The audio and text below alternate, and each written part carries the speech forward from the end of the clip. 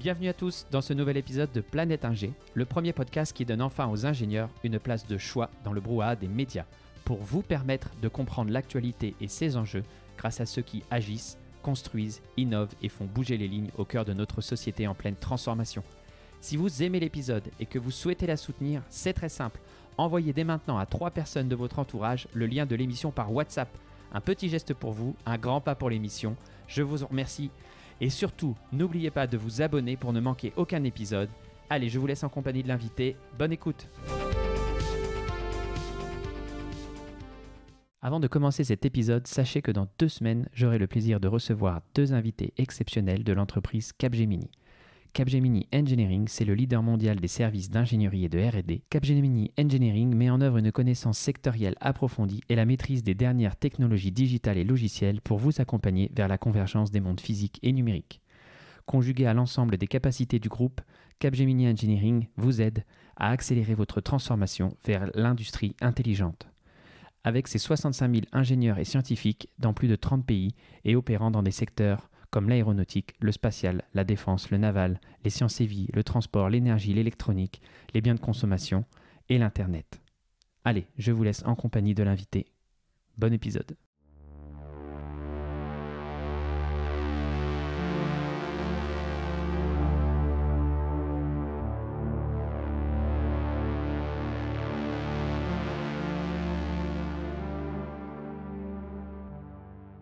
Bienvenue à tous dans ce nouvel épisode de Planète Ingé. Aujourd'hui, j'ai le plaisir de recevoir Benjamin Laredo.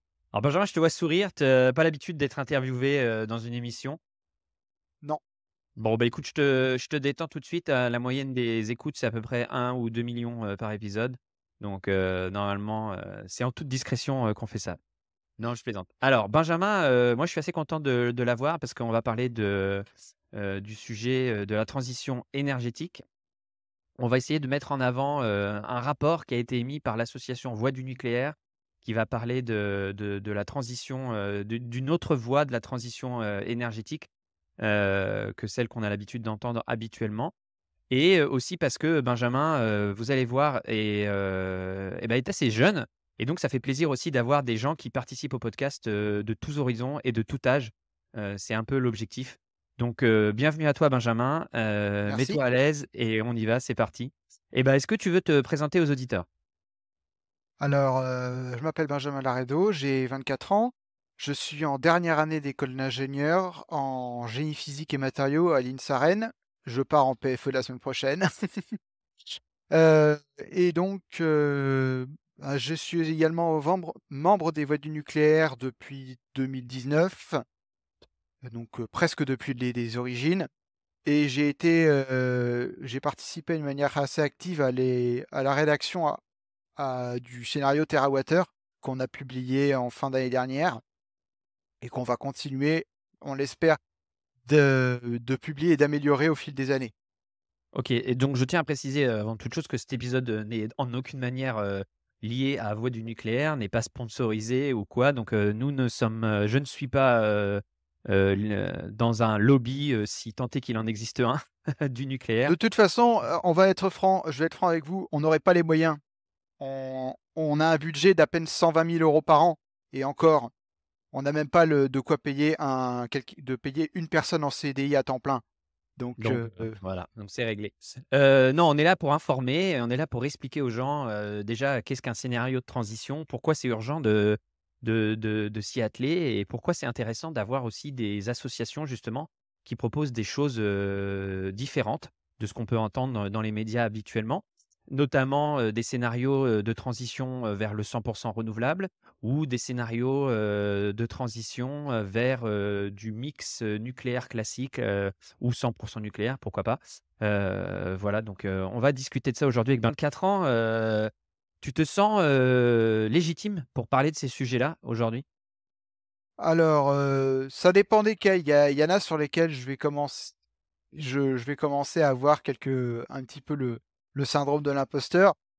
Typiquement, la semaine prochaine, on va présenter le scénario TerraWater à un colloque sur l'hydraulique à Grenoble. Donc, ce sera le 9 mars, ou c'était le 9 mars pour ceux qui nous écouteront dans 2 semaines. Mais, mais voilà, donc là, je vais être en face. Bon, on a un ingénieur hydraulique aux voies du nucléaire qui bosse avec nous d'ailleurs sur le sujet, donc on a quand même, pas mal de ressources en termes de matières grises, en termes de compétences. Mais moi, en face, j'ai quand même me retrouvé face à, ben, les grands noms de l'hydraulique en France, donc ce qui sont EDF Hydro, qui sont l'HM, donc Engie, le CNR et peut-être, anciennement Alstom Hydro, maintenant General Electric, donc ceux qui fabriquent les équipements et puis peut-être Voith, et Andritz et Qu'est cetera. qu'est-ce que tu leur amènes justement toi avec ton jeune âge? Et je veux pas te réduire à ça, hein, c'est pas du tout l'objectif, mais je veux quand même donner du contexte à la discussion et franchement, je trouve ça super intéressant qu'est-ce que tu leur amènes? Toi, qu'est-ce que tu apportes, comme chose? Alors que Heu, j'apporte à qui? Au monde de l'hydraulique? non, qu'est-ce que tu apportes Mmh. à cette association et à ce groupement de personnes, potentiellement plus compétentes que toi sur le sujet? Heu Ben, sachant déjà que je compte travailler après dans le secteur nucléaire, donc comme ça je peux le dire, je peux évacuer ça tout de suite. Oui, je compte travailler dans le secteur nucléaire, à minima peut-être dans l'hydraulique, mais c'est dans mes plans de carrière, après le diplôme. Après qu'est-ce que j'apporte? Je fais baisser la moyenne d'âge. Bon ça c'était pour la blague, mais on n'est pas tr la moyenne d'âge aux voies est inférieure à 35 ans, donc il y a pas trop de soucis là-dessus et qu'est-ce que j'apporte? Bah, Bah, en fait, je sais pas trop parce que, comme je dis, les Voix nucléaires, c'est une association qui contient déjà beaucoup de jeunes, donc moi, en tant que tel, je pense pas apporter, D'accord. grand-chose. Par peut-être, un esprit de synthèse, peut-être que, je pense avoir un esprit de synthèse qui est pas trop mauvais et du coup, je peux avoir, j'ai quand même une vision qui peut être assez globale, même si elle est pas toujours très poussée dans chacun des détails, mais j'ai une vision globale qui est relativement cohérente et qui me permet justement d'aborder les thèmes de la transition énergétique, des scénarios de transition énergétique de manière, oh, en disant pas trop de bêtises en tout cas. Et ce sera ma dernière question sur la légitimité, là, pas de toi, mais de l'ensemble. Tu dis, la moyenne d'âge est à entre 30 et 35 ans, c'est ça? Qu'est-ce qui vous donne du poids aujourd'hui quand vous discutez ou quand vous interagissez avec, des gens qui ont peut-être, 40-50 ans, avec plus de recul, Bah, parce qu'on en a aussi des gens qui ont 40-50 ans avec beaucoup de recul, tout D'accord, d'accord. simplement. On a des gens de tout âge. Alors, si je me souviens bien des derniers chiffres que m'avait donné Myrto, donc Myrto, notre présidente, Myrto Tripati, on doit être, je crois, moitié de personnes qui travaillent dans la filière et moitié de personnes qui n'y travaillent pas, qui n'ont pas de lien avec. Et après, on a une moyenne d'âge qui est relativement jeune, mais on a aussi des personnes qui sont des seniors dans D'accord. leur domaine, qui ont connu l'industrie des 30 ou 40 dernières années. On a aussi beaucoup de contacts. J En fait, on a des contacts qui sont quand même assez haut placés en termes, dans l'industrie. J'ai eu l'occasion récemment, on était allé aux consultations sur la loi, accélération du nucléaire. Donc, c'était il y a 2-3 semaines, on s'est rendu à l'Assemblée nationale. Donc, on commence quand même à avoir on a des portes d'accès qui sont quand même relativement haut placées à certains endroits. Donc petit à petit, on essaie quand même de faire bouger les choses à tous les niveaux, c'est-à-dire à l'échelon du citoyen, d'où avec les fameuses Stand Up for Nuclear qu'on organise tous les ans. Donc informer le citoyen parce que le citoyen est à la base de la démocratie et ensuite euh, le, informer le politique à plus haut niveau, parce qu'à haut niveau, c'est lui qui va voter les lois. Donc en fait, il faut informer à tous les niveaux de la pyramide démocratique, si je puis dire. Est-ce que l'État, le haut niveau de l'État est bien informé sur ces sujets, justement, ou est en train ou pas du tout? Alors, s'il y a un truc dont je me suis rendu compte, c'est qu'on a des organismes scientifiques, très haut placés qui ont de très, très grosses compétences. Je pense, alors France Stratégie, je pense au Bureau de recherche géologique et minière, donc le BRGM. On peut citer aussi les organismes de recherche, le CEA et cetera, l'ADEME en partie aussi, et ils sont capables de fournir du contenu de très haute qualité, de très haute valeur ajoutée. Le problème, il est pas à ce niveau-là, le problème, il est au niveau est-ce qu'on les écoute?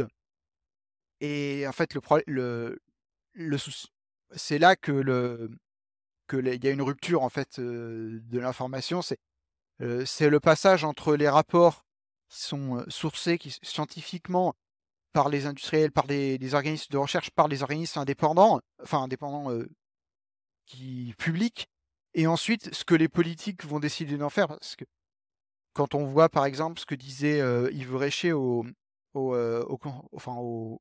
consultations, non pas les consultations, mais à la commission d'enquête sur les pertes de souveraineté énergétique, qui disait, «J'envoyais des rapports sur, l'état de la filière nucléaire en France, et en fait, c'est comme si je les avais reliés des 2 côtés, parce que personne les a lus».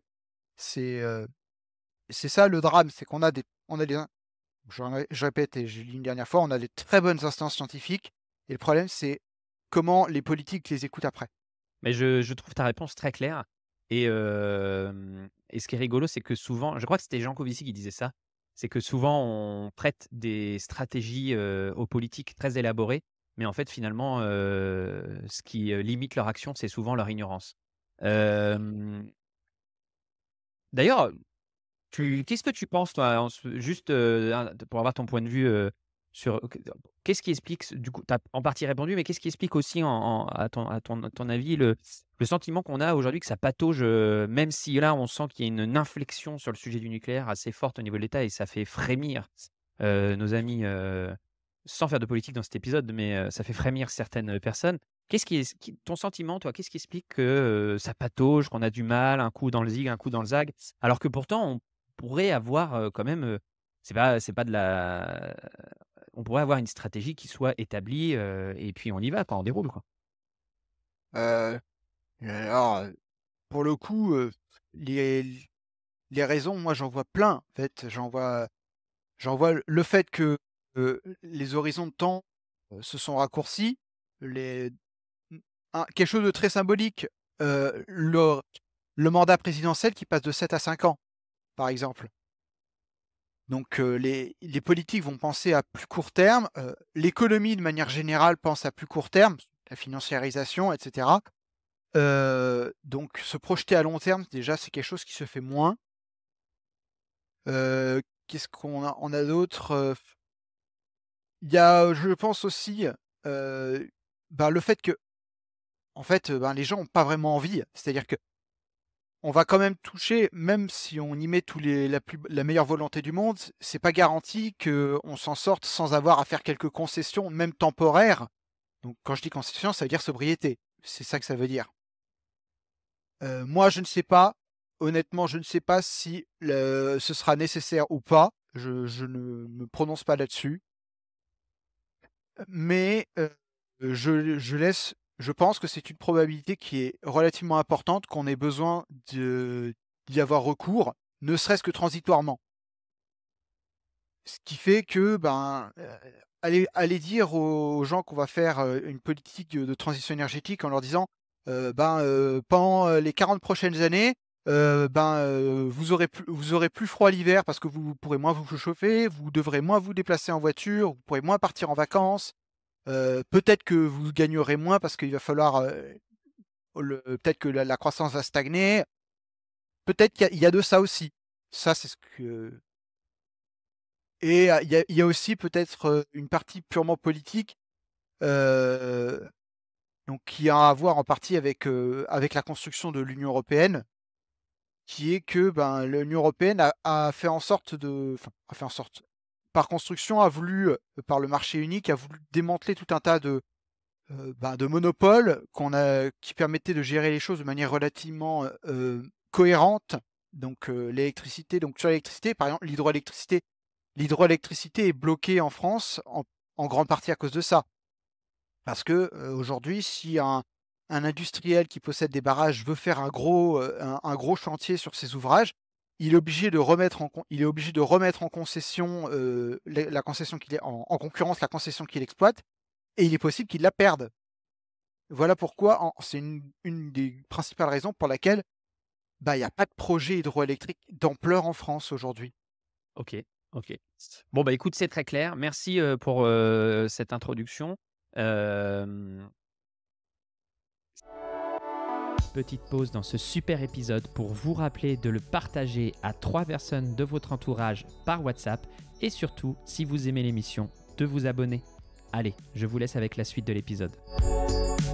C'est quoi l'association Voix du nucléaire? Parce que est-ce que tu peux nous expliquer ce que c'est? Est-ce Ouais, que c'est un c'est lobby pro-nucléaire? alors, est-ce que c'est un lobby? Au sens propre du lobby, c'est ce au sens on pourrait le dire que oui et techniquement, c'est aussi ce qu'on espère on espère l'être parce que lobby, alors définition, simpliste du lobby, c'est publicité pour dirigeants. Voilà, c'est aller voir, le législateur et lui dire, voilà, il y aurait intérêt à faire ceci, ceci, cela parce que bon, tout le monde a le droit de défendre ses intérêts, heu et ça à ce niveau-là, ça ne préjuge pas de si c'est bon ou si c'est mauvais. C'est juste une histoire de est-ce qu'on peut préserver les enfin, défendre des intérêts? Et après ces intérêts, ben, est-ce qu'ils vont à l'encontre ou est-ce qu'ils vont en faveur des intérêts de la nation? C'est là quelle est la question.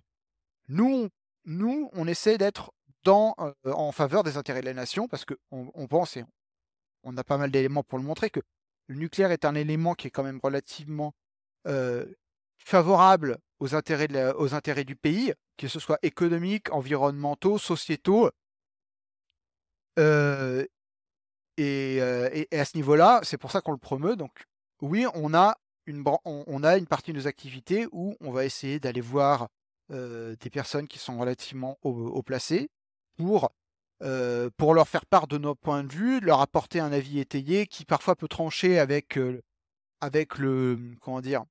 Le politiquement correct qui peut être, partout et aussi, mais surtout, les voies nucléaires restent c'est une association de citoyens. C'est-à-dire que c'est un mouvement alors au départ, c'était un mouvement qui a été créé pour redonner d'où son nom, de la parole aux salariés de la filière parce qu'à l'époque, enfin, il y avait quand même, c'était quand même, limite si à chaque article dans les journaux, on les traitait pas de criminels et imaginez ces gens quand même, qui bossent, qui essaient de faire leur travail correctement et qui voient une fois par semaine dans les journaux qu'on les traite de criminels, c'est quand même assez dur. Donc Ouais, complètement, ouais. donc l'origine des voix du nucléaire, c'était ça, c'est de leur permettre d'exprimer leur voix. Donc c'est pour ça que d'où le nom Voix du nucléaire et ensuite ça s'est élargi. C'est-à-dire que rapidement ça s'est élargi, on a fait venir des citoyens, moi par exemple en 2019 et depuis, ben, c'est un vivier qui est quand même assez intéressant. Ça permet de mettre en contact les gens de la filière et les gens qui y sont pas et on peut avoir beaucoup d'échanges sur des sujets qui sont très variés d'ailleurs. C'est marrant parce que donc du coup, tu viens de répondre à une de mes questions. Je voulais parler, quelle est la motivation des gens en venant, ici? Donc, c'est bien ce que vous dites. Est-ce qu'il y a des financements, qui viennent de l'industrie nucléaire, vers votre association? Pour être tout à fait transparent. Oui, alors, c'est sur notre site. On a eu un financement majoritaire de Framatome et je sais pas si on en a eu un de chez Orano à vérifier, mais oui, on a été enfin, on a eu des sous de la part de l'industrie nucléaire, on s'en cache pas, c'est dit explicitement, il y a pas de on a aucun problème là-dessus et ce qui n'entache pas ce qu'on peut dire, hein. Je veux dire on reste quand même indépendant, on a notre propre parole et on n'hésite pas non plus, on peut être en interne ou en externe, on peut être assez dur quand même, même envers l'industrie parce que défendre le nucléaire, ça veut aussi dire, être, comment dire? Avoir des exigences envers cette industrie pour elle rende le service qu'on attend d'elle. OK. Écoute, c'est très clair et toi, à ta motivation personnelle, c'est quoi justement? Qu'est-ce qui t'a donné envie de te lancer là-dedans? Hem, Qu'est-ce qui te passionne dans ce sujet-là? Alors, j'ai découvert les sujets énergie-climat comme je pense la majorité des personnes, en France par monsieur Jancovici. Donc je suis tombé, d'ailleurs c'est assez, pour l'anecdote, c'était assez marrant parce que je suis tombé sur ce bonhomme. En fait, c'était un lien qui était c'était un commentaire qui était sous une vidéo, du défécateur sur le nucléaire. Donc, défécateur est pas très, très favorable à cette énergie ça transparaît assez bien quand on regarde ces vidéos sur le sujet. Et je suis tombé dessus. Donc voilà, ce qui est par hasard, c'est que, enfin, c'est l'ironie, je suis tombé sur une vidéo pro-nucléaire sous les commentaires d'une vidéo qui était quand même relativement anti. D'accord. OK. Bon, on va dire que Et l'échauffement est fini. Non, vas-y, tu avais un truc à heu, rajouter? oui, oui, juste, j'ai Ah, parce oublié qu'il les y avait un morceaux. blanc. Donc voilà, après ça, j'ai commencé à être sur Twitter. Twitter que j'ai fini par quitter parce que ça me gonflait. Ouais. Et j'ai fait un peu de vulgarisation, j'ai aidé à, bon, propager la bonne parole.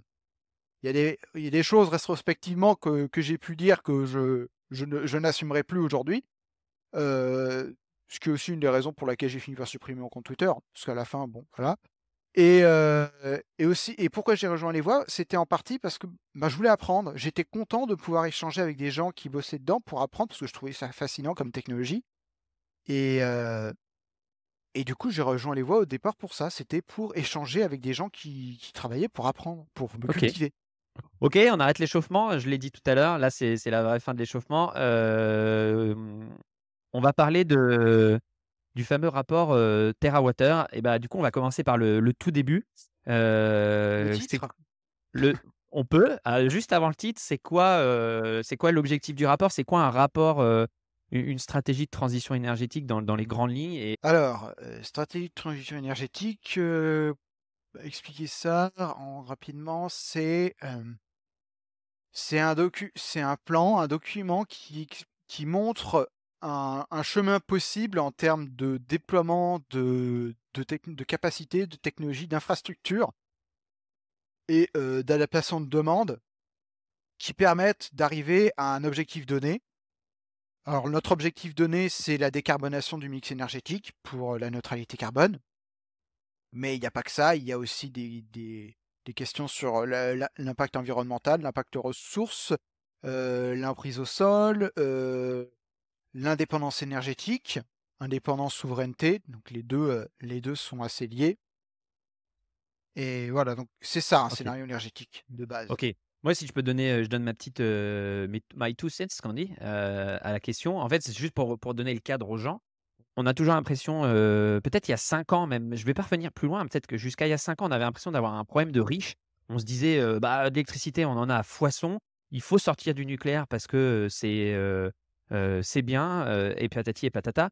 Aujourd'hui, on se rend compte que, bah, non, l'énergie, on n'en l'a pas en abondance, que la filière nucléaire, que notre parc nucléaire, pardon, est en ultra tension, que, la décarbonisation, de la production énergétique est une priorité pour, la transition écologique et que, dans ce cadre-là, il est important d'établir une stratégie de transition. Les derniers rapports, un rapport qui nous donne ça, c'était un rapport RTE, nous disait que, le parc nucléaire en tension, si on voulait le renouveler, bah, il faut prendre des décisions, de renouvellement maintenant, mais sur des horizons, très lointains en termes de temps, parce que pour construire, de nouveaux réacteurs et cetera. D'autres nous disent, bah, on n'a pas besoin, on a besoin du 100 renouvelable, mais le 100 renouvelable, les problèmes que ça apporte, c'est notamment, l'intermittence et donc le stockage de l'énergie par des technologies qui n'existent pas encore et puis, les investissements massifs que ça pourrait demander. Et voilà, je sais pas si j'ai oublié des choses, c'était pour donner un cadre à la discussion. Hem, Alors, Tu peux je corriger, hein. vais je vais juste dire un truc, histoire qu'on soit bien, qu'on pose une base. Pour nous, et déjà, nous, c'est comme ça qu'on considère et c'est comme ça qu'on pense que ça devrait être considéré. Le rapport de référence, c'est le rapport RTE, point barre. Le rapport de référence qui donne toutes les informations, qui est le plus poussé en termes d'analyse, c'est le rapport RTE. Les conclusions à avoir, c'est les conclusions. Toutes les conclusions qu'on peut avoir, on a pompé beaucoup d'informations des rapports de RTE parce que justement, bah, c'est un rapport qui est extrêmement fourni en termes d'informations et qui contient énormément de choses. Donc voilà, pour nous, OK, c'est la base de travail, c'est RTE. C'est OK. Et tu es d'accord avec ADEME, moi que CIRED et tout ça, on OK, négawatts. Pour nous, ça, oui, on considère pas. Pour nous, c'est RTE qui fait référence. d'accord. Et hem et ce que j'avais compris du rapport RTE, en gros, c'était que, voilà, il y avait des scénarios qui avaient été, envisagés donc parce qu'il faut ah oui, bah, c'est ça, j'avais oublié d'expliquer aux gens, c'est que pour décarboner une partie de la consommation énergétique, il faut électrifier et pour électrifier, donc on détermine un objectif de consommation, d'électricité pour la France à horizon, 2050 et il faut pouvoir être en capacité d'assurer cette production électrique. Voilà, j'espère que j'ai été clair. Et que le rapport de RTE nous dit que, une stratégie 100 nucléaire est très, compliquée, à mettre en œuvre. Une stratégie 100 renouvelable est ultra compliquée à mettre en œuvre à cause de la question de l'intermittence du stockage de l'énergie et des technologies, qui sont pas existantes pour assurer ça. Donc eux, le la proposition qu'ils faisaient, c'était une voie du milieu, une il fallait se décider très rapidement et donc on entend parler de beaucoup de lancements d'EPR, EPR2 et tout le tralala. Et si je me trompe pas, le rapport dont on parle là, le rapport Terawatt, lui, l'idée, c'est de proposer une voie différente, heu, ou au moins une voie de la transition, c'est ça? Oui, voilà, grosso modo. Donc, je modérerai juste un peu les propos dans en gros, ce que RTE nous dit, c'est avec, les infos actuelles et les dimensionnements actuels, en tout cas de la filière nucléaire et de ce qu'ont annoncé les producteurs d'énergie renouvelable. Donc en gros, eux, ce qu'ils ont considéré, ils ont considéré des scénarios qui vont de 100 renouvelable à 50 de nucléaire. Heu, la vérité, c'est qu'il y a pas de bon, ils ont considéré que 50 on pourrait pas faire plus de 50 probablement pas parce que, l'industrie en serait pas capable. Bon, il y a des histoires de langue de bois un peu derrière aussi, donc on en D'accord. reparlera un petit peu après. Mais, voilà et en gros et la conclusion des rapports, c'était que les scénarios 100 renouvelables sont, allez, en ordre de grandeur 20 à 30 ouais, en fonction des cas, 20 à 30 plus chers et plus risqués en termes de technologie et de non-atteinte des objectifs. Voilà, c'est ça qu'il faut retenir. C'est pas une histoire ultra compliquée, heu, alors, je sais pas si on peut dire ultra compliquée, mais, beaucoup plus, en tout cas, plus complexe à mettre en œuvre, ça c'est vrai. OK. Qu'est-ce que tu réponds sans, manichéisme? Qu'est-ce que tu réponds, aux gens qui montrent, ou qui utilisent le rapport, Négawatt? D'ailleurs, tu pourras nous dire ce que c'est que le rapport Négawatt, très rapidement et toi, qu'est-ce que tu réponds aux gens qui me moi, c'est des réponses que les gens me disent: «Oui, oui, mais il y a le rapport Négawatt qui nous dit un 100 renouvelable, c'est tout à fait possible, et patati et patata». Qu'est-ce que toi, tu voudrais dire comme réponse par rapport à ça? Alors, le 100 renouvelable possible, je vois pas pourquoi, on pourrait, ce serait faux. Enfin, RTE dit que oui, c'est possible. C'est très compliqué, mais c'est possible. C'est ce qu'eux, ils disent. Après, là où il faut vraiment prendre conscience de quelque chose, alors un petit disclaimer, je n'ai pas lu moi personnellement les rapports de Negawatt. J'ai des collègues dans l'association qui les ont lus et qui savent ce qu'il y a dedans de manière précise. Bon, ils m'ont raconté quelques trucs, mais ce qu'il faut retenir, c'est que les rapports Negawatt sont des rapports qui sont axés majoritairement sur la sobriété. À l'origine, parce que, ben, on pensait que les potentiels de renouvelables étaient beaucoup plus faibles, donc ils étaient obligés de contracter fortement la consommation, pour pouvoir se passer du nucléaire et encore des fossiles, ils s'en passent pas complètement des fossiles, donc en tout cas pour les premières versions et même dans les dernières, il y a encore des usages fossiles dans Négawatt, donc il faut pas l'oublier. Cela dit, là où le bât blesse, c'est que Negawatt, c'est un projet de société, mais au sens, dur du terme. C'est-à-dire que c'est une restructuration complète de la manière dont les gens doivent consommer et vivre. C'est-à-dire qu'on va jusque dans leur maison, on leur dit: «Vous aurez le droit qu'à, tant, par exemple, d'appareils électroménagers. Vous devrez vivre par tant, par logement». Enfin, c'est grosso modo, c'est ça. Il faut bien se rendre compte que Negawatt, c'est un projet de société, extrêmement dur et donc c'est pour ça on peut pas tellement comparer. Les rapports de RTE se basent sur la SNBC. La SNBC est déjà plus cool là-dessus. La SNBC, bon, comme elle émane du gouvernement, le but, c'est pas de changer la vie des Français de manière, radicale en 30 ans, c'est quand même d'avoir une continuité et de leur assurer une vie, et même de la croissance, hein, on va pas se le mentir, il est envisagé qu'une croissance à 1,3 ou 1,5 par an, mais c'est pas on va pas leur dire: «Vous aurez pas le droit de faire tant, tant ou tant». Bon, pas du tout dans les mêmes, proportions. Négawatt, c'est vraiment quelque chose de très dur sur ce point-là et le problème, c'est que les gens qui promeuvent Négawatt et ben, en vérité, je suppose qu'ils je 95 des cas, ils l'ont jamais lu. Ils ont jamais lu ce que ça impliquait en termes, de mode de vie OK. et Oui. Ouais, pardon, non, mais moi, si quelqu'un nous écoute et veut intervenir dans le podcast au sujet du rapport Négawatt, il sera le bienvenu. voilà, On invite tout le monde. je vais dire, j'ai un p ouais, ça me fait penser à un truc très important.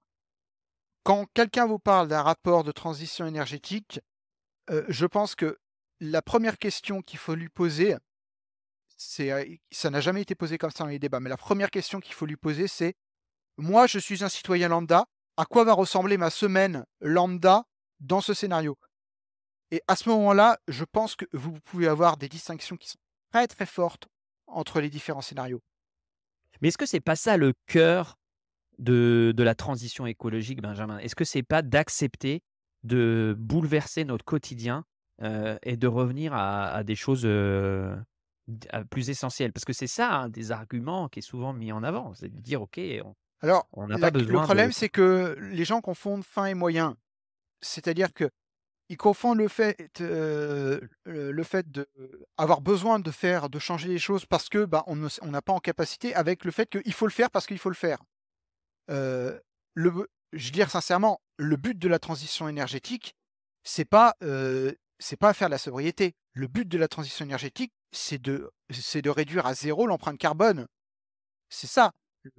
Le La sobriété, c'est un outil qui peut être plus ou moins utilisé, plus ou moins important dans ces scénarios, mais c'est pas censé être un but. Je veux dire et même c'est même la promouvoir comme un but, ça peut être contre-productif. C'est-à-dire, plus vous allez mettre de contraintes sur la population et moins elle va être encline à accepter ces contraintes, enfin à accepter ces politiques. C'est-à-dire et franchement, dans un pays démocratique, si vous voulez réussir à avoir une transition, si vous voulez réussir votre transition, il faut que que la base du peuple soit d'accord et accepte aussi.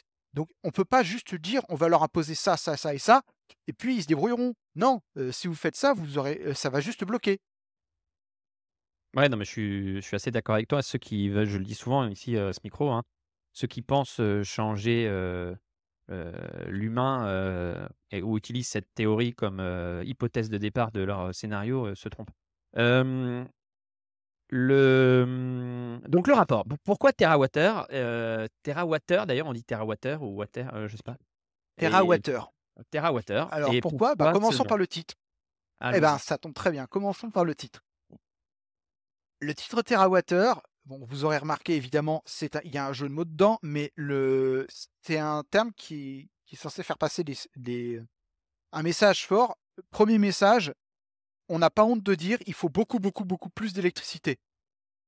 Chez Negawa, dire: «On va consommer plus d'électricité», déjà, ils ont eu du mal à finir par accepter que oui, il allait falloir consommer plus d'électricité. Il y a que dans leur dernier rapport qu'ils ont enfin admis qu'il allait en falloir plus. Heu, mais nous, on assume complètement d'avoir une hypothèse de hausse de conso qui soit sans être la plus forte parce que les scénarios il y a un scénario de l'ADEME qui fait encore plus que nous, et certains scénarios encore Céré Cérémé, Négatep et cetera, qui sont beaucoup plus, disants sur cette question. Mais on n'a pas honte de dire: «On veut beaucoup plus d'électricité parce que on veut décarboner de la manière la plus simple, la plus efficace possible et avec le moins de conséquences socio-économiques possibles». C'est-à-dire on veut quand même que les gens puissent vivre de manière relativement confortable en 2050 et parce que bon, on est, je veux dire, comme je disais, la transition écologique, le but c'est pas de se flageller, c'est de réduire nos émissions et notre impact. Oui, non mais ouais. C'est souvent, un objectif qui est oublié, Voilà. on part un peu dans tous les sens, dans les débats. Et le Heu, deuxième ensuite, bon, évidemment, il y a terra et water parce que terre et eau, parce que, bon, ça veut dire, fait penser un peu à la nature et cetera. Bon, mais évidemment, le principal sens caché était, enfin, Le jeu de mots était que nous, on propose un déploiement, on est les seuls à le faire, un redéploiement massif des infrastructures hydroélectriques et ben, Terawatt-heure, bah, c'est pour ça watt on a fait ce jeu de mots water, pour l'énergie et water pour, l'eau. Donc c'était ça. Voilà, ça c'est la base du titre qui a été, très, très bien accueilli d'ailleurs. OK. On continue parce que moi je suis le gardien du temps, Ouais, Benjamin et comme c'est toujours de ma faute parce que je digresse beaucoup au début, on continue. Donc du coup, le scénario, merci de l'explication. Qu'est-ce qu'il y a dedans? Explique-nous un petit peu, heu, alors qu'est-ce qu'il y a les dedans? différences Ouais. majeures avec ce qu'on entend d'habitude et puis qu'est-ce qui nous explique ce scénario? Alors point majeur, alors au niveau technique, on avait un objectif, on devait se contenter de technologies qui étaient «disponibles» entre guillemets «sur étagère» aujourd'hui. C'est-à-dire, il faut des technologies, donc quand on parle, secteur ingénierie, moi j'utilise jamais ça, mais secteur ingénierie, on utilise les TRL, les Technology Readiness Level, donc disponible sur étagère, ça veut dire TRL 9. Voilà, c'est ça que ça veut pour ceux à qui ça parle, c'est TRL 9. Donc on peut les déployer, on passe commande chez un industriel et quelques années plus tard, on a le produit fini. Et ça, c'est super important. Je dis aux gens, hein, c'est quand même une hypothèse hyper importante. Voilà, on voulait ça parce que le but, c'était de construire un scénario qui soit résilient en termes, en termes technologiques, en termes, et en termes économiques et en termes géopolitiques. Ensuite, les autres aspects, on n'a pas considéré, de manière structurante la sobriété, parce qu'on considérait que c'était, heu, on n'est pas sociologue, on n'est pas là pour dire, est-ce que ça, c'est crédible ou pas à faire. S'il y en a, ce sera bien, mais on veut pas non plus que ce soit quelque chose qui soit trop poussé parce que ça peut avoir des conséquences, ça peut avoir quelques conséquences délétères, donc on pourra reparler un petit peu après. Ouais. Et il y avait quoi d'autre? Et dernier point, on voulait un scénario qui soit, heu, entièrement souverain et enfin entièrement avec une indépendance de la France. C'est pour ça que nous, notre scénario est fait en mode, donc ce que RTE appelle France isolée, nous on appelle ça France autonome, c'est moins connoté. C'est-à-dire, on veut pas que le pays soit dépendant, et que la sécurité d'approvisionnement dépende des imports-exports. Ça, pour nous, c'était un scénario qui était c'était une condition qui était sine qua non. On voulait que le scénario soit que s'il y avait besoin, la France puisse assurer 100 de ses besoins toute seule. C'est valable aussi pour des équipements, là, je mets mon ancienne casquette d'industriel, c'est aussi valable pour, des équipements en machines tournantes, par exemple? C'est-à-dire, la fabrication? Ouais, fabrication, turbine, Alors turbine, fabrication, compresseur, on pourra pas parce que, on peut voilà. pas, Ouais. déconstruire la mondialisation non plus d'un claquement de doigts. Même si on est très favorable à une réindustrialisation du pays et à une réinternalisation, de fabrication d'éoliennes et de panneaux solaires, quitte à les avoir un peu plus chers. Mais voilà, donc c'est surtout au niveau parce qu'à la limite, une fois que vous avez les équipements, bon, vous les avez pour plusieurs dizaines d'années, vous pouvez avoir des stocks de pièces détachées, c'est pas ça qui est le plus structurant. Par contre, les imports-exports qui, eux, se font en temps réel et la sécurité d'approvisionnement qui se fait en temps réel, c'est quelque chose que nous, on jugeait important. D'autant que, les rapports de RTE disent explicitement quand même que la stratégie, de déploiement des pays voisins sera probablement en retard. Qu'il est probable que Oui. les pays voisins ne respectent pas Oui, leur en trajectoire. si on oui, parce que ça fait partie des choses on en avait discuté dans l'épisode avec Maxence, Cordier ou Cordier, je sais plus, donc c'était un des épisodes de la saison 1. En gros, il disait, s construire une stratégie énergétique en se disant que quand on n'aura pas, de production, c'est le voisin qui va nous en donner. Alors j'avais bien aimé son image, il disait en gros: «C'est comme aller au restaurant, sans que personne prenne sa carte bleue». Ouais, C'est j'ai quand même écouté faire ce podcast, donc je sais ce qu'il a dit, hein. Mais, c'était oui, oui, je faisais la répétition pour les auditeurs, oui, oui, je pardon. sais que tu es un auditeur assidu de Planète Ingé, Benjamin, il y a pas de souci. Bon vas-y, on continue alors du coup. Voilà, Merci, donc il y a ça, donc c'était, alors on répète une fois, les rapports RTE sont très solides au niveau technique, c'est-à-dire, les apports sortent pas de nulle part, c'est-à-dire qu'ils ont modélisé la plaque européenne en entier, mais ils l'ont modélisé sur les hypothèses que les autres pays arrivaient à leurs objectifs mmh. et ça, c'est pas garanti du tout Mmh.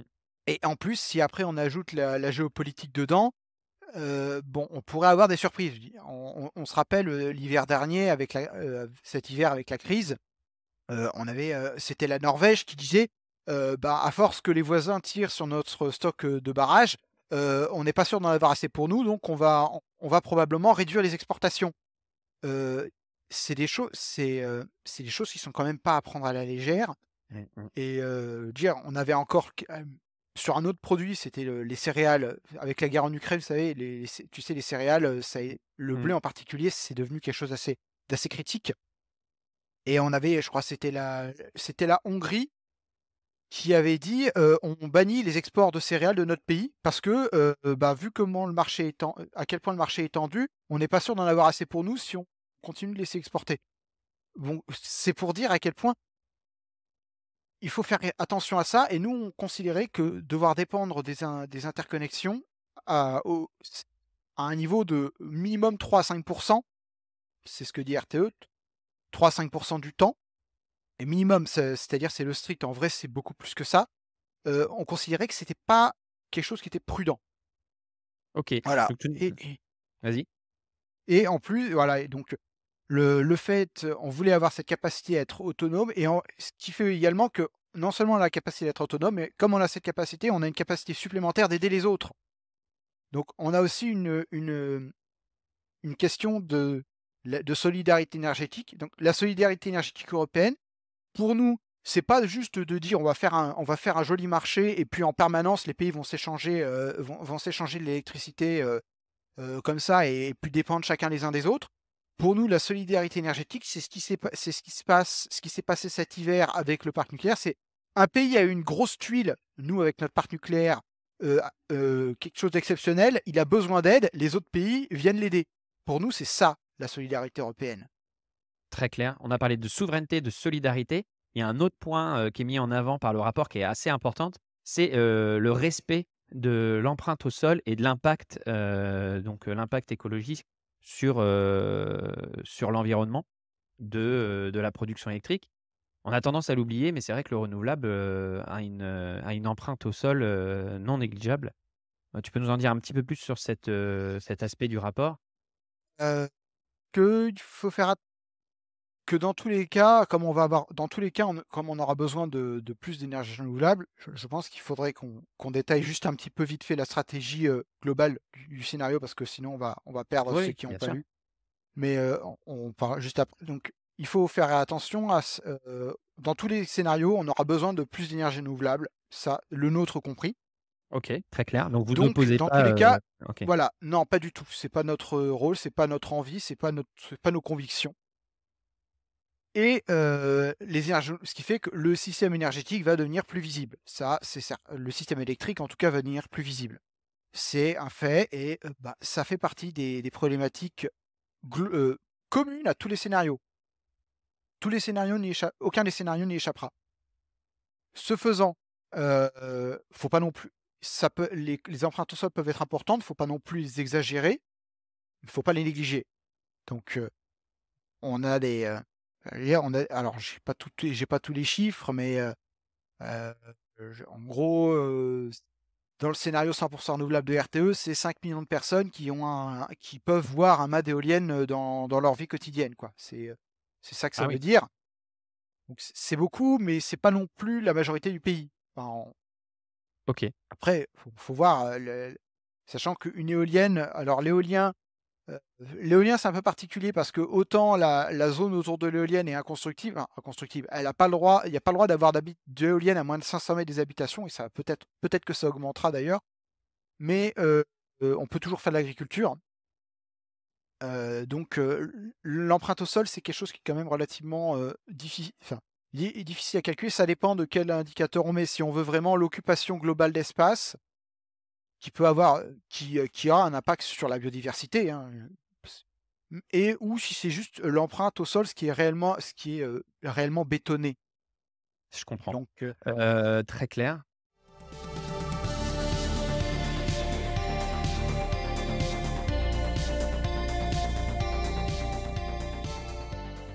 Du coup, tu voulais qu'on parle de la stratégie globale. Donc si on ouais, pourrait expliquer parce aux gens, donc la stratégie globale du scénario. ouais.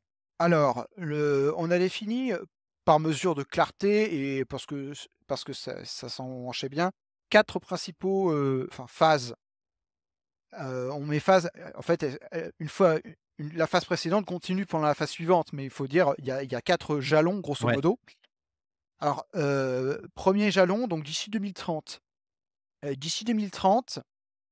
il y a un point sur lequel il faut bien, avoir sur lequel il faut bien avoir confiance, c'est on fera rien de très significatif. On déploiera plus d'éoliennes et de solaire, renforcera un peu le réseau, peut-être on mettra quelques batteries, mais d'ici 2030, il y aura pas de grosses infrastructures qui seront construites. Mmh. Parce qu'on n'a juste pas le temps. L'inertie, du système, on est en 2023, je veux dire quand il faut, ne serait-ce que pour construire une ligne haute tension, il faut 10 ans aujourd'hui. C'est-à-dire 8 ans 8 ans de débat et enquête publique et 2 ans D'accord. de construction donc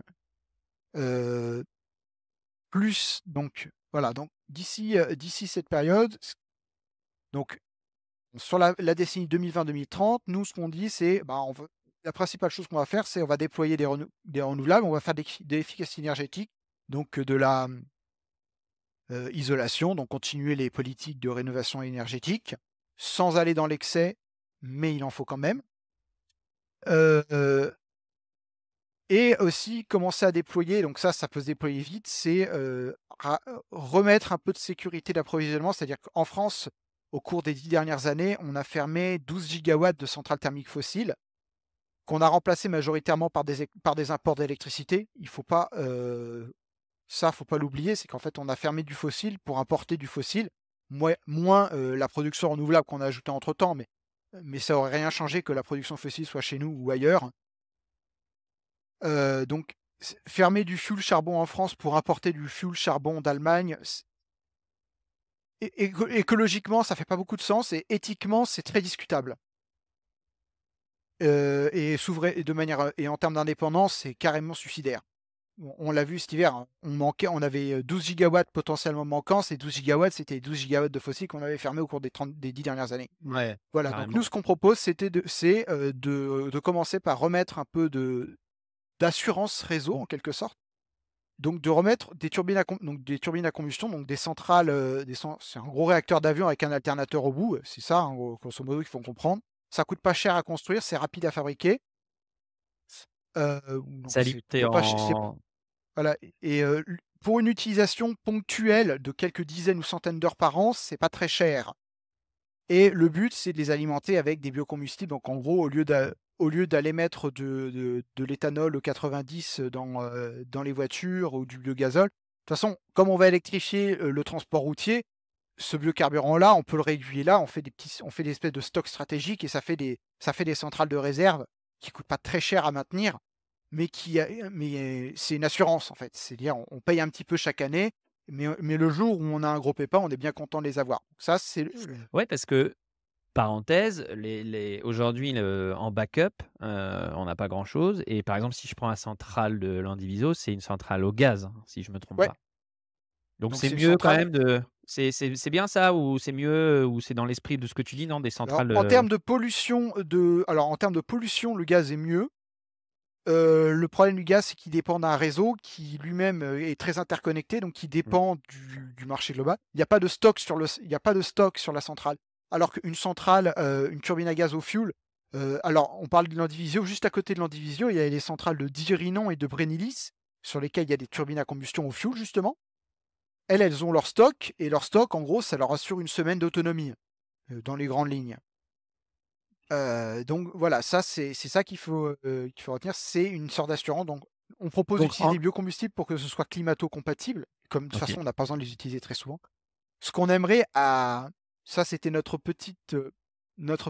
petite extravagance à nous. On aurait aimé que in fine, après un peu de développement, on les fasse tourner avec de la sciure de bois. C'est un peu cocasse comme idée, mais en vrai ça marche. Enfin ça OK. Donc là, si je résume, la première étape, c'est, sécuriser le décision réseau. sécuriser le réseau. Donc on est encore une fois, hein, j'explique aux gens, on n'est pas dans, plus il faut du nucléaire, il faut du renouvelable. On n'en est plus là, on a dépassé cette opposition, stérile. Exactement. On est dans: «Écoutez les gars, je crois que vous avez pas bien compris le problème, on l'a vu cet hiver, tout le monde a flippé. Heureusement Moi le premier. le doux nous a sauvés. Il faut sécuriser le réseau, numéro un. OK?» Voilà. sécuriser et prévoir les gros projets qui vont venir après. Donc Et c'est-à-dire que prévoir. c'est pour ça qu'il est très important que les décisions pour des constructions des nouveaux réacteurs et pour nous des steps et après même des grands parcs éoliens soient prises maintenant. J'appuie sur le bouton pause. Tu viens de prononcer le mot STEP. Qu'est-ce que c'est? Il faut absolument qu'on définisse parce que, Step, des gens ne savent pas ce que c'est ouais. et ça fait partie de c'est une un C'est des piliers. le principal point. En fait, on nous embête plus avec les steps qu'avec notre rythme de nucléaire. Donc c'est OK, vraiment le cœur du scénario. bon, bah, Alors on y est alors. STEP c'est un acronyme parce que ça se prononce comme un mot, STEP, STEP, donc station de transfert d'énergie par pompage. Donc une STEP, c'est en principe général, 2 grands bassins pleins d'eau, enfin à 2 altimétries, 2 hauteurs différentes et une centrale entre les 2 qui peut pomper ou turbiner. Lorsqu'on a trop d'électricité, on pompe l'eau du réservoir inférieur vers le réservoir supérieur, on stocke de l'électricité. Lorsqu'on n'en a pas assez, on turbine cette eau et elle retourne dans le réservoir inférieur. Dans les grandes lignes, ça fonctionne en circuit fermé. Ça permet de stocker de l'électricité à très grande échelle, c'est-à-dire plusieurs. On peut aller à, nous, on peut aller en fonction de la taille des réservoirs, on peut aller à plusieurs milliers de gigawattheures. C'est pas, il n'y a pas la limite, elle est purement topographique. Il n'y a pas de limite technique. Et c'est une technologie qui est extrêmement low-tech. Ça fait plus d'un siècle qu'on utilise du pompage turbinage, donc il n'y a aucune incertitude technologique là-dessus. Et c'est une technologie qui est extrêmement efficace. C'est-à-dire que le rendement sur les steps les plus modernes, entre ce que vous mettez comme énergie et ce que vous récupérez, c'est 80%. C'est-à-dire qu'on atteint presque le niveau de rendement des batteries électrochimiques. Et ça, c'est très très important à dire. Donc pourquoi c'est important le STEP dans le scénario, dans la stratégie, selon vous? Est-ce que ça existe déjà en France, à part les grands barrages évidemment? Et quels sont les écueils, qui reviennent le plus, les oppositions qui reviennent le plus? Et on les voit Alors, venir. Moi, je les vois venir au grand galop, hein, si oh, on nous touche, aussi, au sujet on le de savait l'eau, très bien. c'est le sujet, un peu, touchy du moment. Donc ouais, Alors, on va quels commencer par le début. pourquoi c'est Qu'est-ce important qui dans existe en le France? Non, je pense qu'il faut ah ouais, commencer qu'est-ce par qui ce qui existe en existe en France? Ouais. France. En France, on a 6 steps principales, plus des tout petits trucs à droite à gauche, mais ils sont négligeables. On a 6 steps en France, 4 dans les Alpes, une dans les Ardennes et une dans le Massif central. Ces steps font une puissance combinée de 5 gigawatts et peuvent stocker entre 70 et 80 gigawattheures. OK, c'est Voilà, énorme. ça c'est les chiffres actuels. 80 gigawattheures, pour vous donner une idée, alors en hiver, c'est 1 heure de consommation. Une semaine hivernale normale, donc c'est-à-dire pas l'hiver dernier, c'est une heure de consommation. Sachant qu'elles n'ont pas toutes les mêmes capacités. C'est-à-dire il y a des steps qui se vident en 5 heures et il y en a d'autres qui se vident en 40. Mmh. Voilà, donc ça, c'est le principal. Pourquoi on propose d'en faire beaucoup plus? Plusieurs raisons. La toute première, et ça va en surprendre certains, c'était pas du tout pour l'intermittence des renouvelables. La première, c'était de passer les pointes de consommation hivernales. C'est-à-dire qu'en hiver, comme on veut électrifier l'économie, c'est notre très gros, un de nos points différenciants, on électrifie Mmh. beaucoup, beaucoup plus que nos concurrents, en quelque sorte, si je puis dire, euh, y compris le chauffage, et du coup, on a une thermosensibilité qui est plus importante. C'est-à-dire que quand il fait froid, la consommation monte plus haut et plus vite. C'est pas rédhibitoire, à condition que ce soit géré correctement. Et nous, ce qu'on voulait, c'était que ce soit majoritairement géré par du stockage. Parce que ce serait complètement économiquement aberrant de rajouter 20 gigawatts de nucléaire juste pour 2 ou 3 semaines par an. Ça n'aurait pas de sens économiquement. Et en plus, on n'aurait pas les capacités industrielles de les faire non plus. Voilà, donc ça, c'est dit. Donc le but, c'est de stocker de OK. l'énergie. Par exemple, en gros, imaginez à Noël, tous les ans, on a pendant une semaine, pendant les fêtes de fin d'année, on a un très gros creux de consommation parce que ben, les usines ferment, les bureaux ferment, et tout le monde est en train de fêter Noël, les cadeaux au pied du sapin, la raclette autour de enfin, autour de la table de la raclette. euh, et ben, ce qu'on peut faire, c'est pomper les surplus pendant cette période-là et les utiliser en janvier, en février pour les pointes de conso. On peut aussi utiliser les excès de production éolienne qui en plus ont tendance, parce qu'il y a tendance à avoir, on a des périodes où on peut avoir, quand il fait moins froid, on a plus d'éolien et inversement, c'est-à-dire qu'on peut avoir, souvent quand il fait très froid, c'est qu'il n'y a pas beaucoup de vent. Il y a enfin, de manière concomitante, il y a pas beaucoup de vent et inversement, il fait bon et il y a du beaucoup de vent. Du coup, on peut stocker cette énergie en surplus quand il y a du vent pour la remettre 2 ou 3 semaines plus tard dans le réseau quand il y en a pas. C'est ça. Donc ensuite, évidemment, gérer l'intermittence des énergies renouvelables, donc l'éolien solaire. Et enfin, limiter le suivi de charge du nucléaire parce que nous, on considérait que c'était, on voulait pas que le nucléaire se mette à faire plus de suivi de charge qu'il n'en fait actuellement, parce que parce que par mesure de précaution, on veut ménager les matériels, d'autant que nous, on veut faire en sorte que les centrales durent quand même relativement longtemps. On veut prolonger à 70 ans Mmh. la quasi-totalité du parc. Donc, tout ce qui peut permettre d'économiser sur de l'usure de certains matériels est bon à prendre. Donc on a considéré que c'était mieux que le nucléaire ne fasse pas de suivi de charge rapide. Donc en gros, si c'est-à-dire il va juste rester quasiment constant du lundi au vendredi, il va baisser un peu, lentement le week-end et il va remonter le dimanche soir. C'est Vous pouvez le voir dans les graphiques qu'on fournit dans le rapport. Voilà, on supprime pas le suivi de charge, on veut juste le limiter. OK. Voilà, donc ça, c'était les raisons pour lesquelles on fait des steps et Alors ouais, du coup, il faut en faire beaucoup. alors nous, on propose de multiplier la capacité, donc de stockage par 100, donc de passer de 80 à 8000 gigawattheures. Honnêtement, plus on en fait, mieux c'est. Parce que plus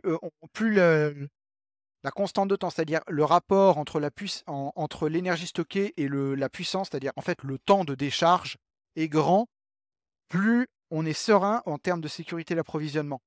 En fait, on répond à un problème qui est le stockage, qui est aujourd'hui, proposé d'être réalisé par, des solutions technologiques, un peu, qui n'existent pas encore, enfin, là, on a une solution, comme tu disais, opérationnelle tout de suite, mais à mettre en œuvre, qui a l'air d'être pas si simple. On voit déjà l'histoire des bassines en agriculture.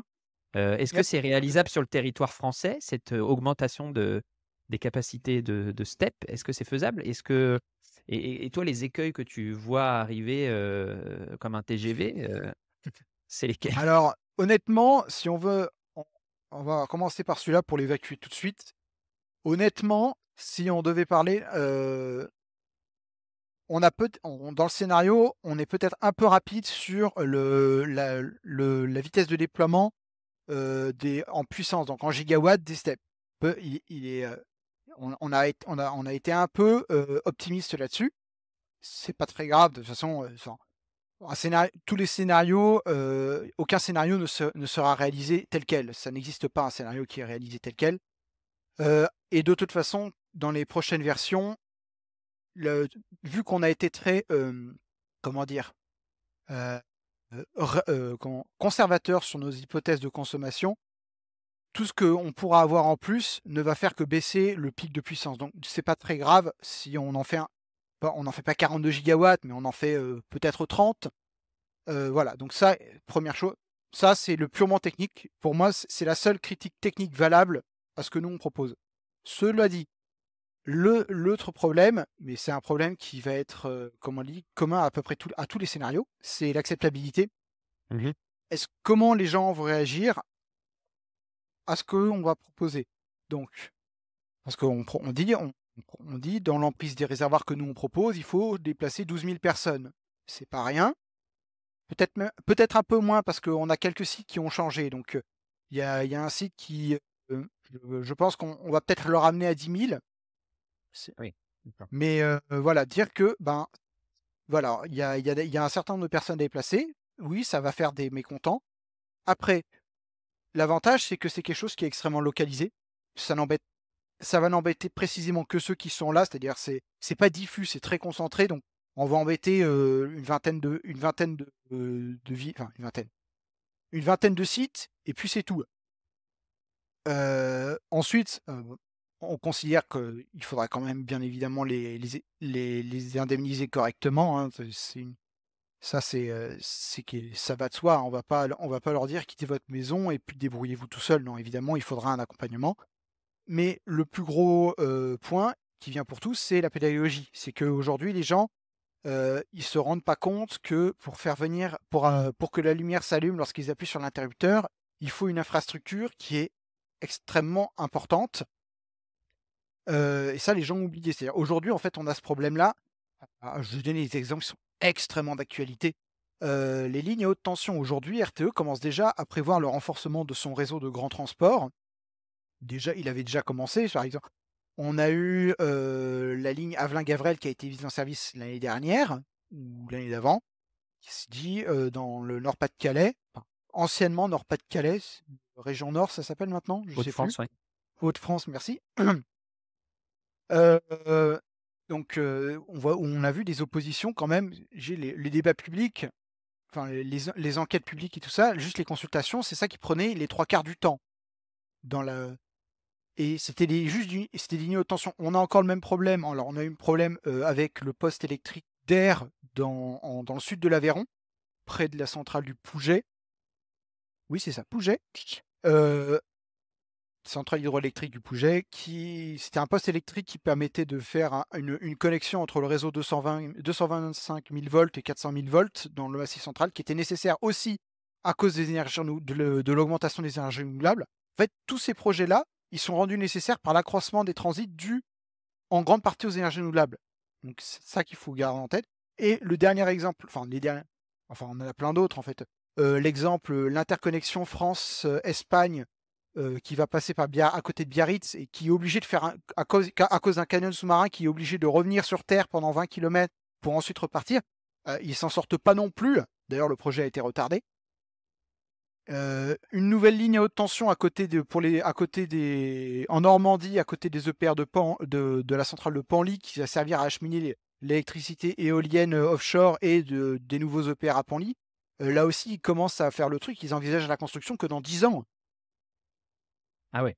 On se rend pas enfin voilà, très bien, c'est super c'est passionnant en fait. Tu nous redonnes des échelles de temps, des contraintes, rien que sur la construction des lignes, Voilà, pour et c'est pour transporter dire qu'en fait, le problème, c'est que si on considère que ce sera toujours, que il faudra toujours, ce sera toujours bloquant, et ben la vérité, c'est qu'on fera rien. Mmh mh. Mmh. C'est ça qui est triste. C'est que si les gens continuent bon, il y a une part, il faut une part de comment dire? Heu, de pédagogie. C'est important d'expliquer aux gens pourquoi on Ouais, vient les complètement, embêter. complètement. Mais si les gens ne se rendent pas compte que, ben, à la fin, il y a quand même un intérêt, général de la nation qu'il faut prendre en compte, qui en plus leur retombe dessus à la fin parce qu'on parle de la neutralité carbone, de la crise climatique. Si ces gens ne se rendent pas compte qu'il faut bien faire quelques petits sacrifices par-ci par-là pour avoir des gros bénéfices après, ben, on pourra ja on malheureusement la tran le je mon point de vue, c'est que la transition, elle sera jamais dans les temps. OK, donc ensuite on a les étapes, donc on a un je regarde les étapes, hein, j'ai le schéma sous les yeux et d'ailleurs on vous mettra le lien, vous aurez le schéma, j'essaierai de le copier, sur la page du blog de l'épisode. On a donc, un dans les phases que tu as, donc les grands chantiers, on a parlé de lancement des steps, ça déjà ça va être compliqué.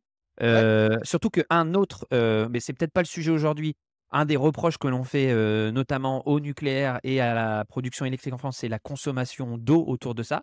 Donc, je sais pas si tu veux d'ailleurs répondre à ce point-là? oui, Heu, on peut y aller très vite parce que pour les steps, Vas-y. c'est assez expéditif. Les steps fonctionnent en circuit fermé. Une fois qu'elles sont remplies, la seule chose qu'il faut compenser, c'est un peu d'évaporation et un peu d'infiltration. Donc ça se compense naturellement avec la pluviométrie. Les steps ne consomment pas d'eau. Une fois qu'elles OK. sont remplies, c'est et à l'inverse, le fait d'avoir des gros réservoirs répartis comme ça sur différents bassins versants, c'est au contraire un très bon outil de gestion de l'eau. Donc soit protection des inondations, soit plus important, soutien d'étiage dans les cours d'eau. C'est-à-dire qu'on dimensionnait les ouvrages dès leur construction, ou attribuer dans les ouvrages une tranche d'eau qui sert à maintenir le débit des cours d'eau. Par exemple, on a une steppe, Mmh. on a des projets sur le bassin, au sommet du bassin versant de la Loire. La Loire, c'est un fleuve qui a besoin de soutien d'étiage d'été, en partie à cause des centrales nucléaires, enfin pour les centrales nucléaires d'ailleurs. Et avoir des sites comme ça pour stocker quelques centaines de millions de mètres cubes d'eau en plus, eh ben, dans un contexte de réchauffement climatique, ça va être quelque chose enfin, peut-être pas aller jusqu'à vital, mais ça va être quelque chose d'extrêmement important. OK. Et et donc par rapport à ça, donc on a aussi donc dans le scénario, dans la stratégie que vous proposez, quand même un déploiement très important de renouvelables, hein, éolien terrestre, éolien en mer, photovoltaïque, hein. Encore une fois, je répète, il y a pas d'opposition aux Non, renouvelables. pas Au du tout. contraire, il y a un encouragement et après, il y a quand même, un des piliers importants de la stratégie, c'est le nucléaire. Mais Ouais. on dans la proposition que vous faites, on voit plutôt mentionner les EPR2 plutôt que les EPR, qui font débat aujourd'hui. Quelle est la différence majeure entre les EPR2 et Alors les EPR et pourquoi vous éloignez un petit peu de cette technologie-là et pourquoi il faut mieux, tout de alors, suite se il faut bien projeter sur comprendre un truc. Il est p En France, il n'est absolument plus prévu de construire aucun EPR. L'EPR, premier ah du bah, nom, voilà, ce ça qui est c'est réglé. Mmh. en fait, c'est ça, l'EPR, c'était le premier du nom, donc Flamanville 3, Olkiluoto en Finlande, Taishan, les 2 en Chine et les EPR qui se font et qui vont se faire encore à Hinkley Point C et Sizewell C. Oui, c'est ça. Et peut-être D'accord. encore, il y en aura peut-être encore d'autres. Voilà, donc ça, c'est EPR premier du nom. L'EPR a été conçu dans les années 90 par un consortium franco-allemand, donc Framatome Siemens. C'était censé être un réacteur qui a marié les exigences de sûreté des 2 pays. En fait, c'est le but, le nom EPR à l'origine, ça veut dire réacteur pressurisé européen, European Pressurized Reactor.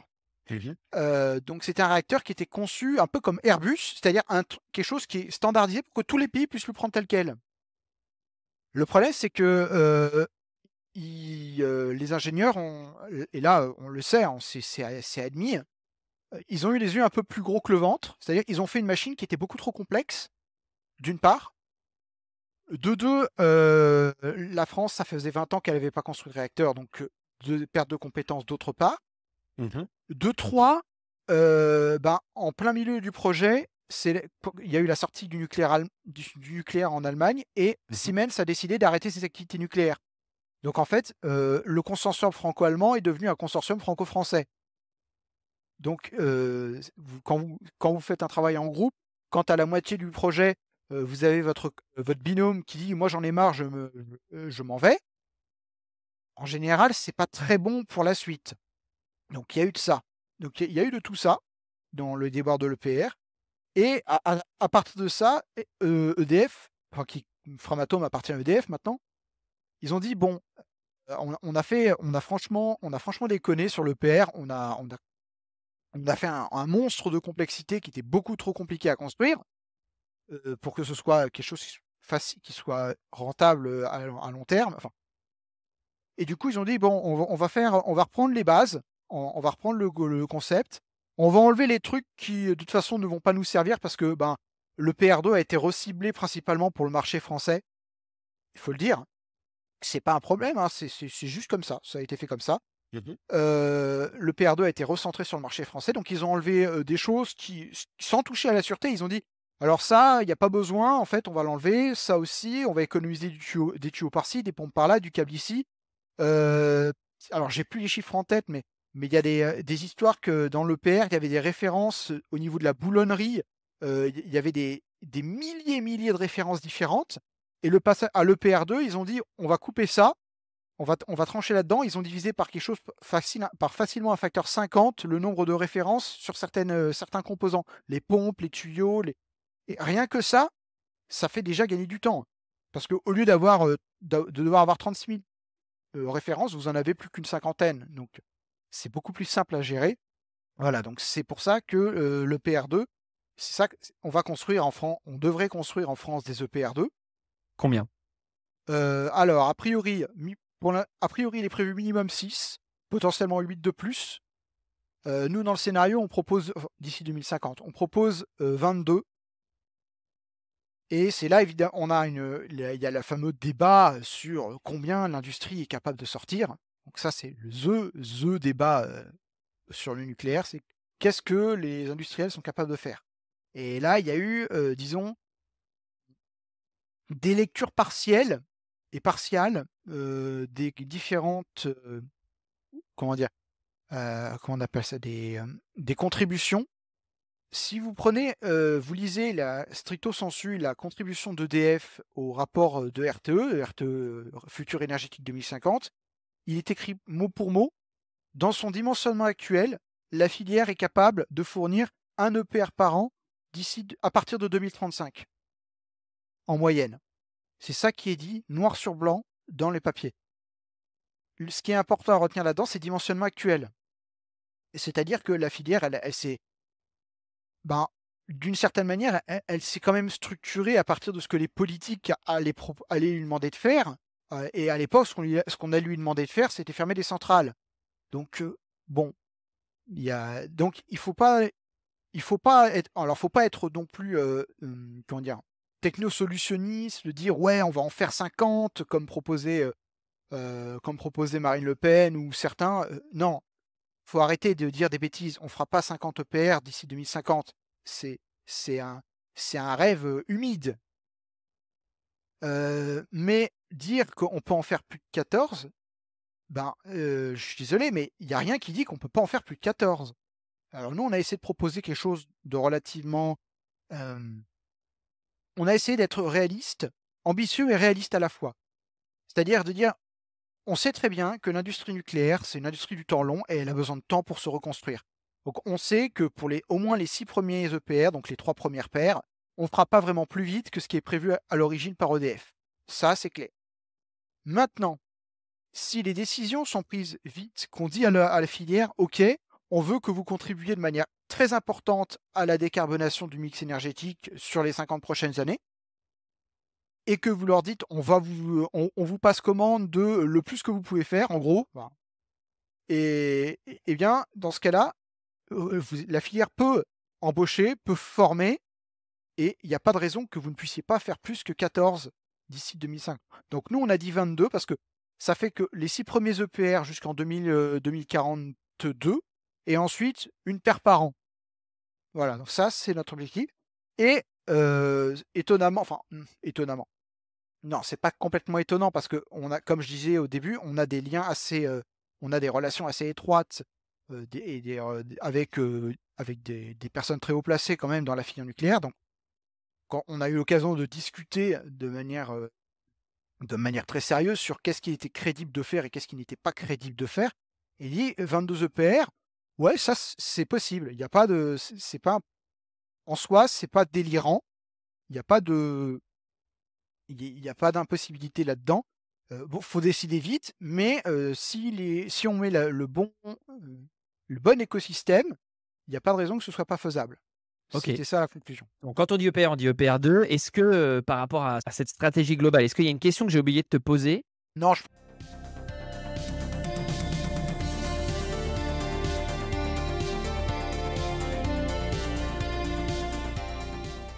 pense qu'il y a un point il y a un point qu'on n'a pas abordé d'abord, c'est dire, la consommation quand même. On n'a pas vraiment explicité ce qu'on a mis dans la consommation. Bah, Voilà. vas-y, je te laisse, quelques minutes Alors, pour nous dire tout ça. voilà. Alors aujourd'hui, la consommation d'électricité française, c'est grosso modo 470-480 TWh par an, dont entre 30 et 40 de pertes sur le réseau électrique. Mmh. Nous, ce qu'on propose, c'est de l'augmenter de 65%, 70 presque, pour la porter à 792, bon, presque 800, en comprenant une soixantaine de TWh de pertes. Parce que, bon, Mmh. les pertes vont augmenter de manière à peu près linéaire. Voilà. Donc là-dedans, qu'est-ce qu'il y a?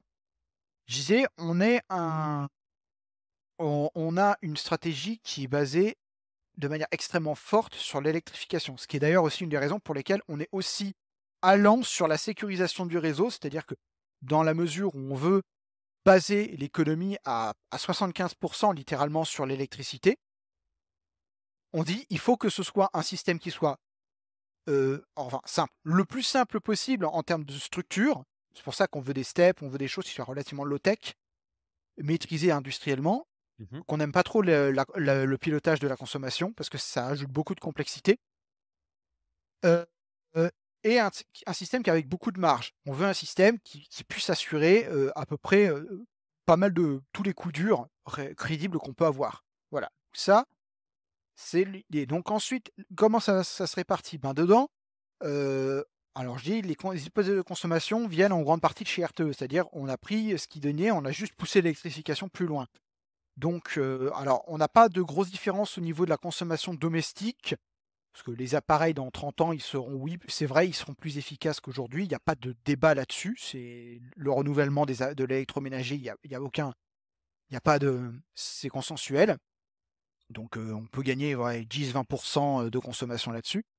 Là où nous on est allant, c'est sur le chauffage. En fait, le chauffage, industrie et transport routier. C'est les 3 gros points principaux. Donc le chauffage, on a dit que, alors déjà, on va briser un mythe. Enfin, c'est pas un mythe, c'est de la désinformation. On nous reproche souvent de dire qu'on fait pas d'isolation des logements. C'est faux. Dans le scénario, on prévoit moins 30% de consommation thermique des bâtiments à climat constant. Bah, ceci dit, C'est-à-dire c'est que pas déconnant, c'est la cible, non, pas pour le ter justement. En fait, pour moi, la heu, enfin, si je ouais, enfin, dans le tertiaire, tout du moins, il y a des cibles de réduction de consommation énergétique qui sont données, ouais, qui sont à -40% pour, c'est ça. RTE, 2035, c'est quoi. -40. Ouais. Le truc, c'est que la SNBC, elle, en fait, RTE a repris la SNBC parce que la SNBC était complètement dans les choux à ce niveau-là. La SNBC prévoit entre -50 et -60%.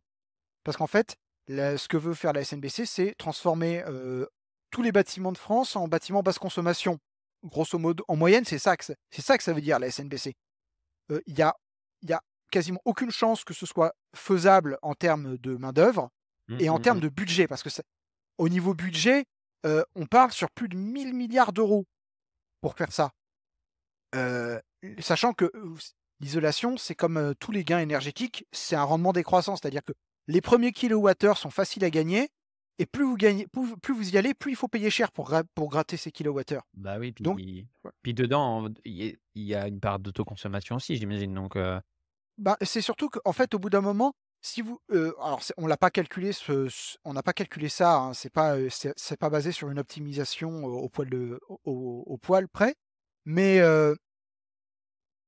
en fait, ce qu'il y a, c'est qu'au bout d'un certain seuil, c'est-à-dire isoler va coûter plus cher que juste produire cette énergie en plus et à ce niveau-là, ça sert plus à rien d'isoler. Enfin, l'isolation a d'autres avantages, que ce soit le confort, et la réduction de la thermosensibilité du réseau électrique. Donc c'est-à-dire que l'amplitude quand la température baisse soit de la hausse de consommation soit plus faible.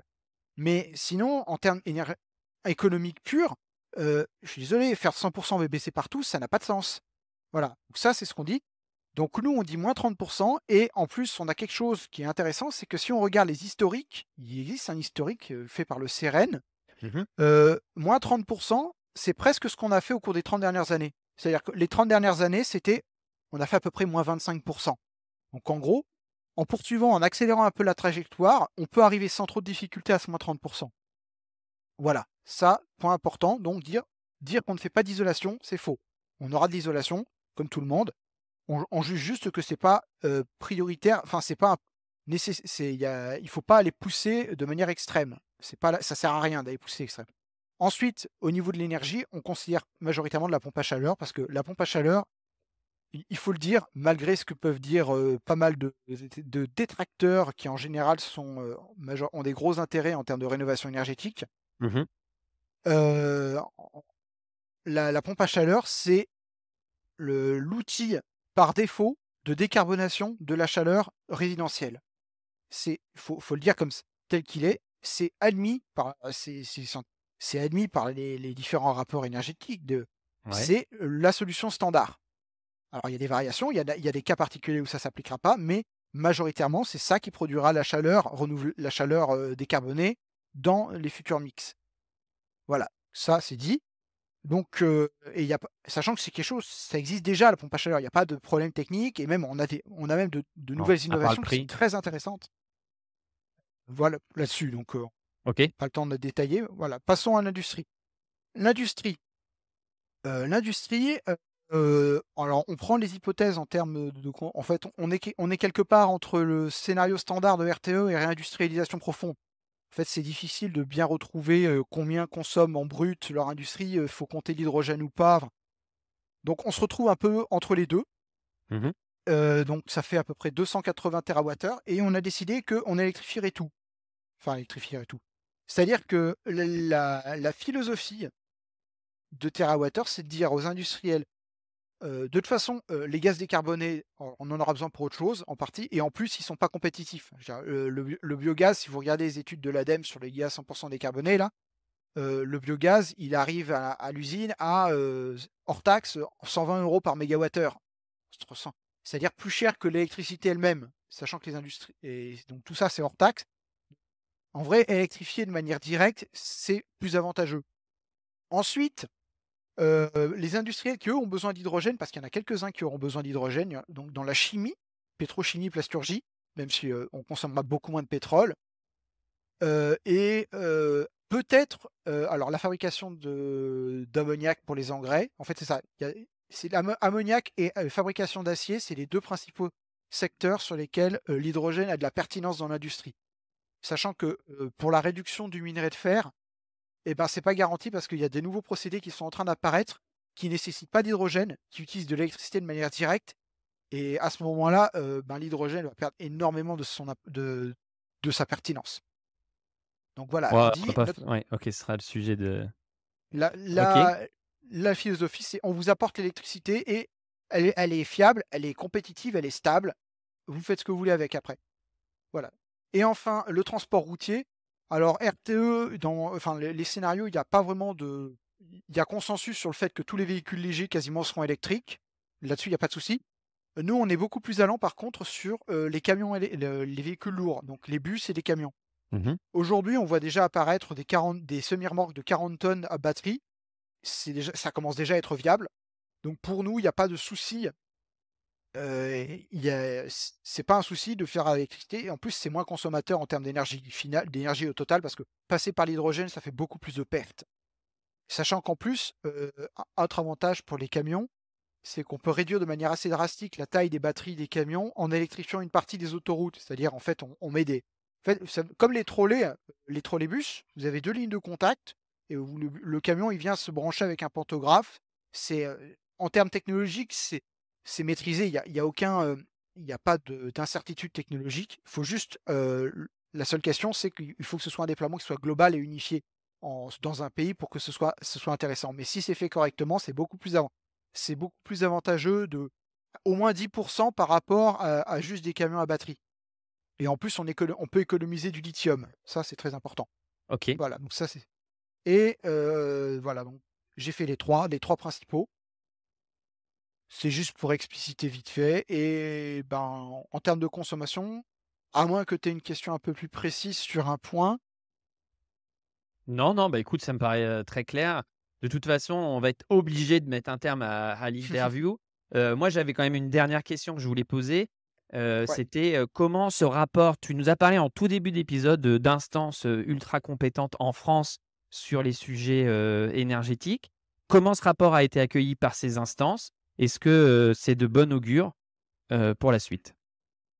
Alors, on va enfoncer une porte ouverte, je pense que beaucoup auront deviné. Ce qui aura vraiment choqué dans notre rapport, c'est les steppes. On va pas se le cacher, parce qu'en fait, il y a une espèce d'omerta en France sur l'hydraulique et il y a une légende urbaine qui circule, enfin, et que je croyais jusqu'à il y a encore Mmh, quelques années, qui mmh. dit: «On peut plus faire d'hydraulique en France». Le problème, c'est que même les rapports parlementaux disent le contraire. Il y a un rapport en 2006 qui s'appelle le rapport Dambrine qui disait: «En France, on peut rajouter encore 30 TWh de production hydraulique brute en France, de manière techniquement rentable, il y a pas de souci». Et les steppes ensuite les steppes, tout ça. Le problème, c'est que, il y a plusieurs raisons. La première, c'est que l'hydraulique, dans les années 50 et 60, bon, ça a f même si ça gueulait c'était plus facile à faire, ça gueulait quand même un peu. C'est Disons qu'on a quand même déplacé quelques milliers de personnes. Serre-Ponçon, par exemple, c'était 1 500 déplacés. Heu et ensuite, il y a aussi eu je disais la concurrence des concessions hydrauliques, ce qui fait Mmh. qu'aujourd'hui, non seulement les industriels ne veulent plus lancer de projets, mais en plus, ils ne veulent plus parler de projets et ça, c'est extrêmement dommageable pour la démocratie parce que, depuis l'ouverture à la concurrence, en fait, les projets sont patrimoine d'entreprise et ne sont plus publics. C'est-à-dire, on peut plus savoir, c'est dans les archives et on n'a plus le grand public n'y a plus accès et je vais un petit exemple C'est complètement extrêmement illustratif. récemment, décembre dernier, EDF a annoncé qu'il voulait augmenter de 50 la puissance de la steppe de Montézic dans l'Aveyron. C'était la première fois que un projet pareil sortait publiquement. Moi j'étais au courant un peu avant parce que j'ai des liaisons qui sont un peu en rapport avec ce sujet, qui savaient qu'il y avait des choses qui se préparaient. Mais quand vous vous rendez compte quand même que, d'un coup, c'était quelque chose qui était en gestation depuis facilement 10 ans chez EDF et il a fallu, c'était caché au public. C'est normal après que le public se dise qu'on peut plus rien faire si les industriels eux-mêmes ne proposent rien. Les industriels ne pro Et chez RTE, ça a été pareil.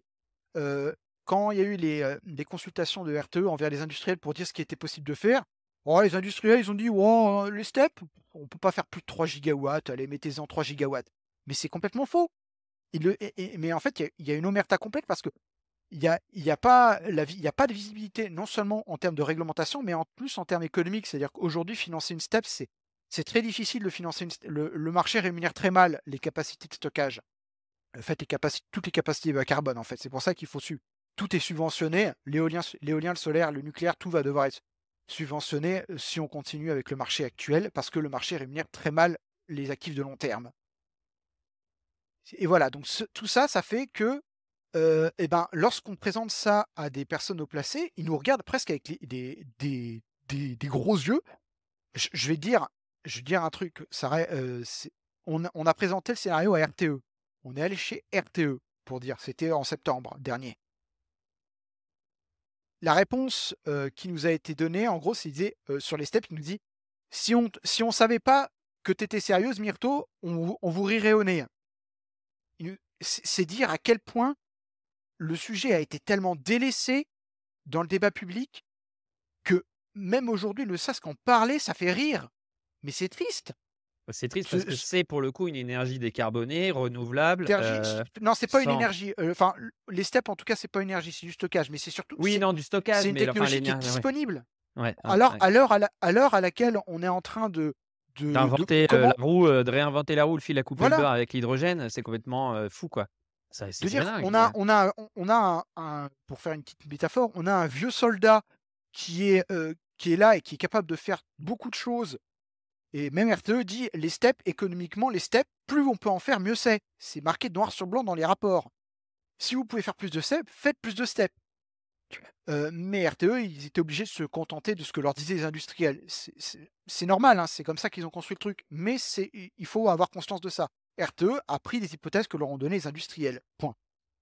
Et à partir de ça, et ben, nous, ce qu'on espère avec ce rapport, c'est faire re-rentrer les questions, en partie la question de l'hydroélectricité et des steppes en particulier, parce que la première chose à faire avant de dire si socialement c'est acceptable ou pas, c'est que les gens connaissent. Les gens ne savent pas ce que c'est une steppe. Allez, certains à la limite, ils diront c'est une station d'épuration, parce que c'est aussi l'acronyme de station d'épuration. Mais les gens ne connaissent pas. Et on peut pas dire ouais, mais les gens ils accepteront jamais qu'on noie quelques vallées et tout ça. Mais les gens ils savent même pas que ça existe. On peut pas dire qu'ils acceptent pas avant de leur avoir demandé, tout simplement. C'est là que nous, on essaie d'avoir un levier. C'est ça notre but principal, c'est ça. Bon, bah, écoute, c'est très clair, c'est complètement dingue, bah, j'espère que vous écouterez cet épisode jusqu'au bout, c'est merci beaucoup Benjamin, ça a Ouais. été quand même un grand moment, j'espère que vous vous rendez et encore une fois, moi je le dis, hein, que si j'avais quand j'étais en 5e année, d'INSA, j'aurais pas été capable de faire ce que tu viens de faire donc je te tire, mon chapeau. Je te Bravo. remercie. Ah non, mais franchement, enfin, voilà, Et moi, je trouvais que la conclusion, ce sur quoi on a fini était parfaitement approprié. C'est une très bonne je pense, c'est une très bonne conclusion à ce pourquoi on fait ce travail. C'est-à-dire remettre dans le débat des questions qui ont été un peu trop vite, heu, expédiées, on va dire. OK, bah, écoutez, j'espère C'est que tout à fait ça le but. ouais, bah, vous vous joindrez à moi pour féliciter Benjamin. Si vous voulez le contacter, c'est quoi la meilleure façon de te contacter pour discuter, de ces sujets-là avec toi? Alors maintenant, je ne suis plus sur Twitter, j'ai un compte LinkedIn sur lequel vous me trouverez facilement. On mettra le lien. Ceux qui sont, adhérés aux Voix du nucléaire aussi, on a besoin de plus d'adhérents, on a besoin de budget. Donc adhérez aux voix du nucléaire, venez sur le Discord, j'y suis tous les jours. Donc si vous voulez discuter, perso, j'y suis je on discute très, très souvent de ça sur ce Discord, donc Bah, pas écoute, de tu m'enverras le lien? Je me joindrai à vous sur le il faut peut-être adhérer à l'association pour être sur il le faut Discord. adhérer pour y avoir accès. Bon, bah, écoute, on va regarder tout ça. Moi, personnellement, ça me passionne, c'est ce qu'on souhaite pour la France et pour nos enfants. Voilà, j'espère que l'épisode vous a plu. N'hésitez pas à le partager autour de vous et à vous abonner à la newsletter pour ne rater aucun épisode et connaître les coulisses de l'émission newsletter.planetag.fr et à la semaine prochaine.